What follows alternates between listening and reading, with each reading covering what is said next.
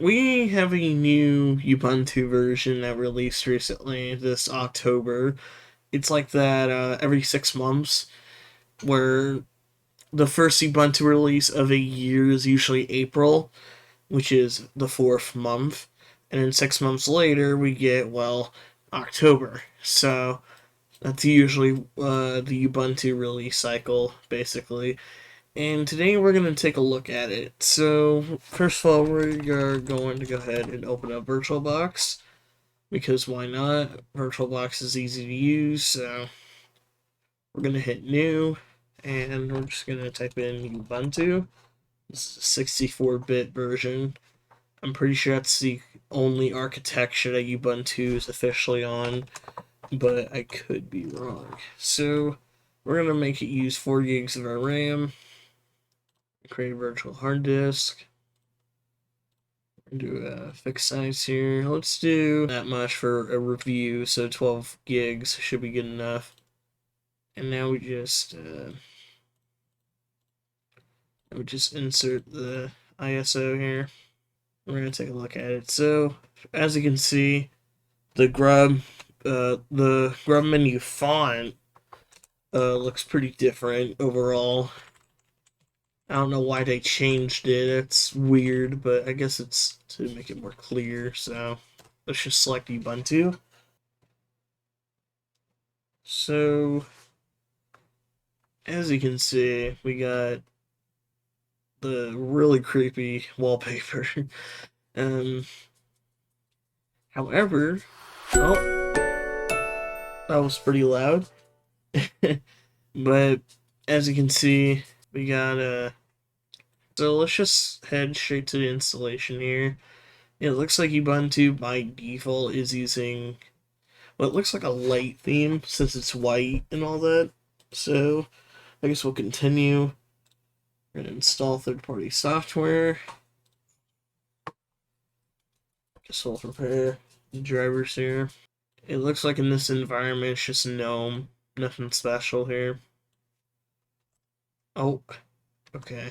I forgot KDE does that, but anyways, we're just gonna hit install now. Do we want this to change? Yeah, continue. It's just a VirtualBox hard disk. So as you can see, it got my time zone correct. I'm not in Indianapolis, but I live like 2 hours away from it, so. So your name, let's just call it Ubuntu. And we're going to pick a very secure and thoughtful password here. And we're just going to log in automatically here. And now we just wait for it to install.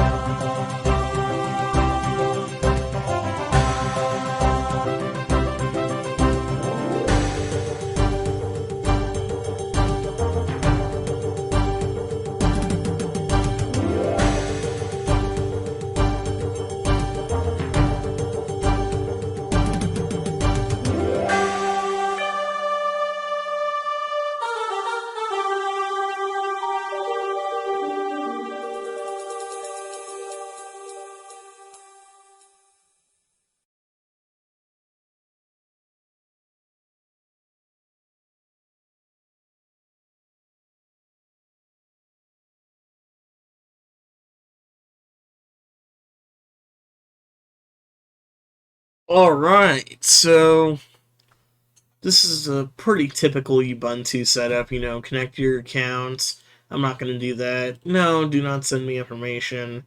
And I don't want location services. Okay.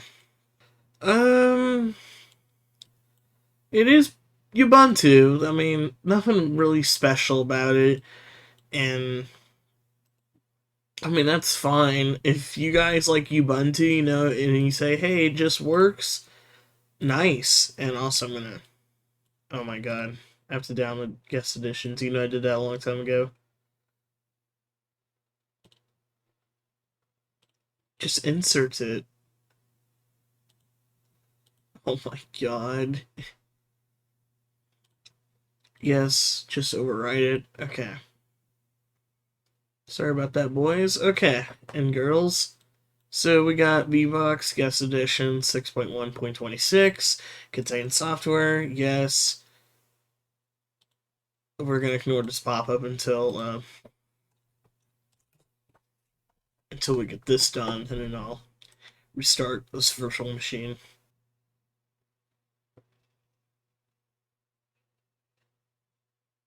Alright, so now it looks like we are running this on real hardware, even though it's VirtualBox, it's not the best.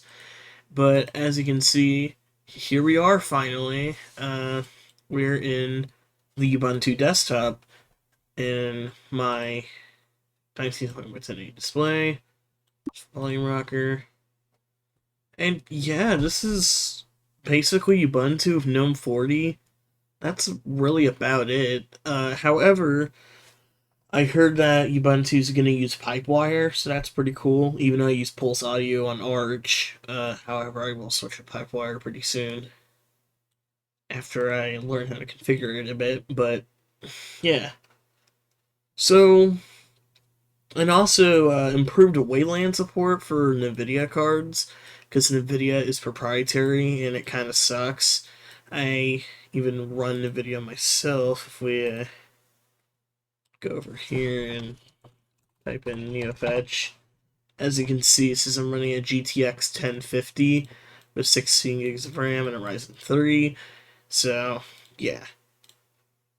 Anyways, I guess we'll do our first sudo command, and that is, I'm retarded, okay. Sudo git, wait, I'm not git, I'm stupid. Upgrade, see if there's any upgrades. Whoops, I forgot. It was a 2-letter password. Alright, no new upgrades. After all, did do the GUI software update. So, yeah, that's about it. Honestly, I'm really disappointed because this is supposed to be a Ubuntu rolling release. And the reason why I'm disappointed about rolling release Ubuntu versions all the time, even though you guys probably don't know that because it's the first video on the channel, is because here's the main issue with Ubuntu rolling release. First of all, Ubuntu users will not get actual up-to-date packages as often as something like Arch or Debian Sid or OpenSUSE Tumbleweed and all that. And personally, that's really disappointing because this is marketed as a rolling release issue. To be fair, they don't call themselves Bleeding Edge, but come on, that's really disappointing. But also, let's go to the settings real quick. Uh, Gigabit Ethernet. There's just no Bluetooth. I have a white version of the background. That's weird. That's really creepy. Appearance. Here we go. Dark. Does that change anything? No, it doesn't. Okay. And what GNOME version are we running exactly? 40.4.0. Okay, that's unfortunate. So I guess we'll just install our first software. I mean, why not? Let's just get NeoFetch here. That's really disappointing that Ubuntu isn't as caught up as Pop! OS, in my opinion, because ever since they abandoned the Unity desktop, Ubuntu just feels like a bunch of GNOME extensions, and that's exactly what it is. And users may say, "Oh, it's not a bad thing." Well, yeah, but it just feels clunky, in my opinion. It feels weird to use GNOME in a Ubuntu centric design, I guess you could say, if that makes any sense. If it doesn't, sorry, I explained it wrong. But yeah, so we installed our first package. It's a NeoFetch. So, as you can see, using Bash, of course we are. Oh, snap packages. Okay, that's another thing. This is not Canonical's fault, to be fair, but I'd like to mention it anyways because it's worth mentioning.